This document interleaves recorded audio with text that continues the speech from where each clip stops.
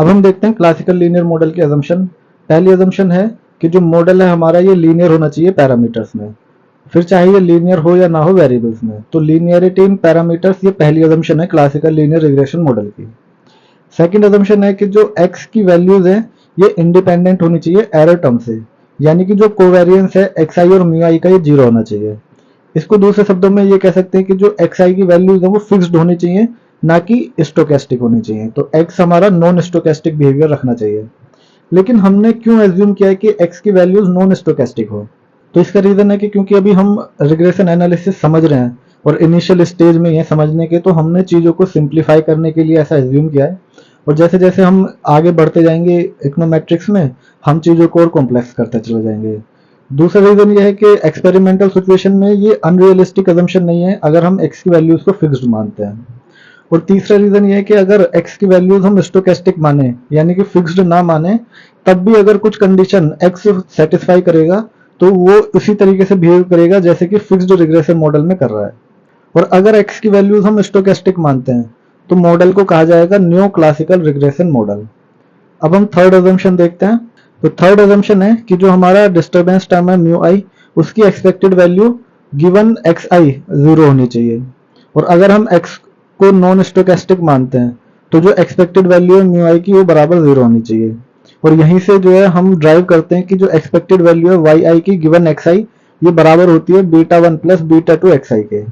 और इस अजम्पशन की वजह से हम कह सकते हैं कि हमारे मॉडल में कोई स्पेसिफिकेशन बायस नहीं है या फिर कोई स्पेसिफिकेशन एरर नहीं है। अब स्पेसिफिकेशन बायस या स्पेसिफिकेशन एरर के एग्जाम्पल हम देखते हैं।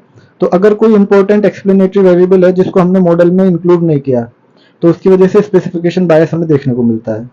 किसी अननेसेसरी वेरिएबल को अगर हमने इंक्लूड कर लिया, वो भी स्पेसिफिकेशन बायस या स्पेसिफिकेशन एरर की प्रॉब्लम खड़े करता है। और रॉन्ग फंक्शनल फॉर्म को चूज करना भी स्पेसिफिकेशन एरर की प्रॉब्लम होता है। अब एक इंपॉर्टेंट स्टैटिस्टिकल कैरेक्टरिस्टिक्स हमें यहाँ पे समझनी है, जो कि है कि अगर हमारे पास दो रैंडम वेरिएबल्स हैं और किसी एक रैंडम वेरिएबल का कंडीशनल मीन गिवन दूसरे रैंडम वेरिएबल के जीरो आता है, तो हम कह सकते हैं कि जो कोवेरियंस है बिटवीन द टू वेरिएबल वो जीरो होगा। लेकिन इसका कन्वर्स पॉसिबल नहीं है। तो अगर हम दो रैंडम वेरिएबल m और n कंसीडर करते हैं और अगर एक्सपेक्टेड वैल्यू किसी एक रैंडम वेरिएबल की गिवन अनदर रैंडम वेरिएबल ये जीरो आती है, तो यहाँ से हम कह सकते हैं कि जो कोवेरियंस होगा दोनों रैंडम वेरिएबल के बीच में ये बराबर होगा जीरो के। पर अगर कोवेरियंस किन्हीं दो रैंडम वेरिएबल का लेट्स से m और n का ये जीरो होता है, तो यहाँ से हम ये इंप्लाई नहीं कर सकते कि जो कंडीशनल मीन होगा किसी एक रैंडम वेरिएबल का गिवन अनदर रैंडम वेरिएबल ये जीरो होगा। तो ये इंप्लाई नहीं किया जा सकता। तो थर्ड अजम्पशन के अकॉर्डिंग अगर हम एज्यूम करते हैं कि कंडीशनल मीन म्यू आई का गिवन एक्स आई ये अगर जीरो होता है, तो इसका मतलब होता है कि जो कोवेरियंस होगा म्यू आई एक्स आई का ये भी जीरो होगा। इसका मतलब हमारे जो म्यू आई है ये अनकोरिलेटेड रहेगा विद एक्स आई। ये हमने एज्यूम किया है थर्ड अजम्पशन में।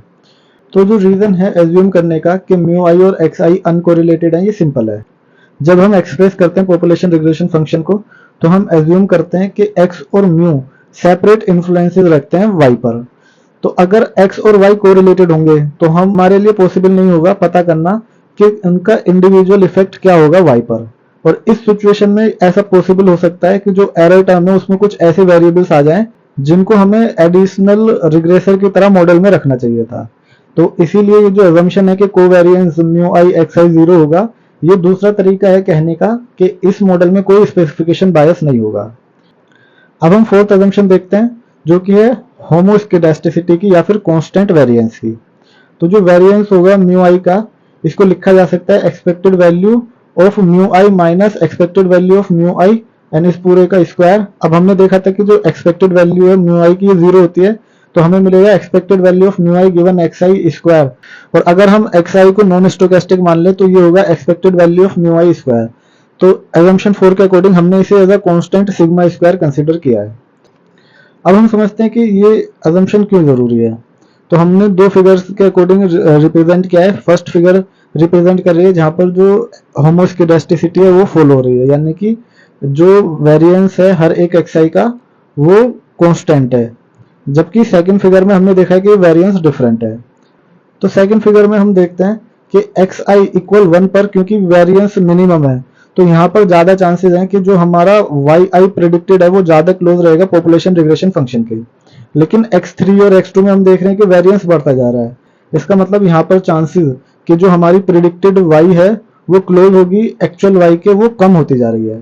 तो फिगर 2 के अकॉर्डिंग हम कह सकते हैं कि सारे y की वैल्यूज जो है उनके करस्पॉन्डिंग x से वो रिलायबल नहीं होगी, और रिलायबिलिटी यहाँ पे जज की जाती है कि कितना क्लोज y की वैल्यूज रहेंगी उसके मीन के अराउंड। तो अगर हम एज्यूम कर रहे हैं कि जो वेरिएंस है म्यू आई का ये कांस्टेंट है, तो इससे ये भी इंप्लाई हो रहा है कि जो कंडीशनल वेरिएंस है वाई आई का वो भी होमोस्केडास्टिक होगा, यानी कि वो भी कांस्टेंट होगा। अब हम फिफ्थ अजम्पशन देखते हैं जो कि है no autocorrelation between disturbances. तो जो कोवेरिएंस होगा म्यू आई म्यू जे का given x i x j ये जीरो होगा, और अगर हम एक्स को नॉन स्टोकेस्टिक मान लें तो इसको हम लिख सकते हैं कि जो कोवेरिएंस है म्यू आई म्यू जे का जहां पर आई नॉट इक्वल टू जे है ये जीरो होगा। तो अगर हम एज्यूम करें कि mu T and mu T minus one positively correlated है, तो जो हमारा वाई टी होगा वो डिपेंड करेगा ना सिर्फ एक्स टी पर but also on mu T minus one पर, क्योंकि म्यू टी माइनस वन कुछ एक्सटेंटली डिटरमाइन कर रहा है म्यू टी को, क्योंकि म्यू टी और mu T minus one positively correlated है। लेकिन अभी के लिए हमारा कंसर्न सिर्फ इतना है कि हम सिस्टमैटिक इफेक्ट निकालें एक्स टी का वाई टी पर, ना कि किसी दूसरे इन्फ्लुएंस का वाई टी पर। तो इसलिए हमने ये एजम्पशन एज्यूम किया है। अब हम सिक्स्थ एजम्पशन देखते हैं जो कि है कि जो नंबर ऑफ ऑब्जर्वेशन है वो ज्यादा होने चाहिए नंबर ऑफ पैरामीटर्स से जिनको हमें एस्टिमेट करना है। सेवंथ एजम्पशन है एक्स वेरिएबल के नेचर के बारे में। तो जो एक्स की वैल्यूज हैं किसी भी सैंपल पर वो सारी सेम नहीं होनी चाहिए। इसका मतलब वेरिएंस ऑफ एक्स जीरो नहीं होना चाहिए, वो कोई पॉजिटिव नंबर होना चाहिए। और दूसरा कोई भी आउटलेयर नहीं होना चाहिए एक्स की वैल्यूज में। अब अगर एक्स की सारी वैल्यूज आइडेंटिकल होंगी तो एक्स आई उसके मीन के बराबर होगा, जो कि इम्पॉसिबल बना देगा एस्टिमेट करना बीटा वन और बीटा टू को। और आउटलायर जो है डोमिनेट कर सकते हैं रिग्रेशन रिजल्ट्स को, इसलिए आउटलायर भी नहीं होने चाहिए। आउटलायर हम कहते हैं उन वैल्यूज को जो कि बहुत लार्ज है, बहुत स्मॉल होती हैं in comparison to rest of the other observations. अब ये जितनी भी हमने अजम्पशन एज्यूम किए हैं ये सिर्फ पॉपुलेशन रिग्रेशन फंक्शन के लिए है, ना कि सैंपल रिग्रेशन फंक्शन के लिए। लेकिन एक इंटरेस्टिंग ऑब्जर्वेशन ये आती है कि लीस्ट स्क्वायर मेथड से जब हम एस्टिमेट करते हैं अपने सैंपल रिग्रेशन फंक्शन को, तो उसकी जो प्रॉपर्टीज होती हैं वो कुछ हद तक सिमिलर होती हैं उन एजम्पशंस के जो हमने पॉपुलेशन रिग्रेशन फंक्शन के बारे में किए हैं। जैसा कि हमने देखा था कि जो समेशन म्यू आई कैप है ये इक्वल होता है जीरो के, यानी कि जो मीन वैल्यू है म्यू आई कैप की वो बराबर होगी जीरो के। और ये सिमिलर है जैसे कि हमने एज्यूम किया था कि जो एक्सपेक्टेड वैल्यू है म्यू आई की गिवन एक्स आई जीरो होती है।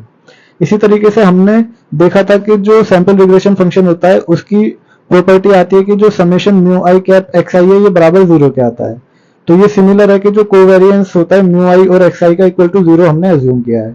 तो जो मेथड है लीस्ट स्क्वायर का ये ट्राई करता है डुप्लीकेट करने के लिए अजम्पशंस को जो हमने पॉपुलेशन रिग्रेशन फंक्शन में किए है, लेकिन ये सारी अजम्पशंस को डुप्लीकेट नहीं कर पाता।